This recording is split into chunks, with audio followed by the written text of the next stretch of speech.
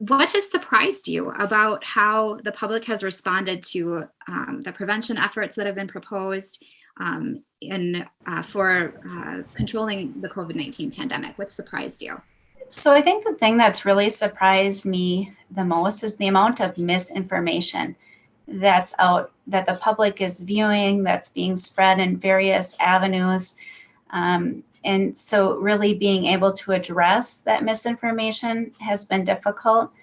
The other piece that I find really difficult is how the public's trust, or lack of trust, has really changed over the course of the pandemic. Initially, I would say people were really interested in COVID. They were really willing to wear their mask and implement infection control measures. And I think that has since waned. If anything, I feel like sometimes public health gets a lot of pushback. And, just how divided the public has become on this issue. Instead of uniting and trying to figure out how we can come together to really address the pandemic, I would say now there's more division. And that's really unfortunate.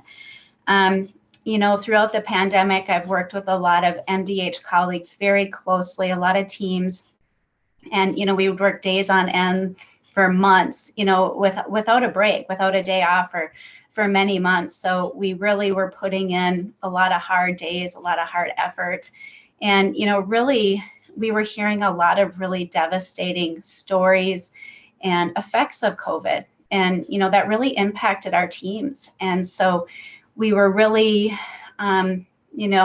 putting forth so much effort, to really prevent more of these disheartening stories that we were hearing about. So we were really doing our best to halt transmission in hopes of preventing any further cases or deaths, and it's just really become very disheartening to hear some of that mistrust of our organization, or some of my colleagues.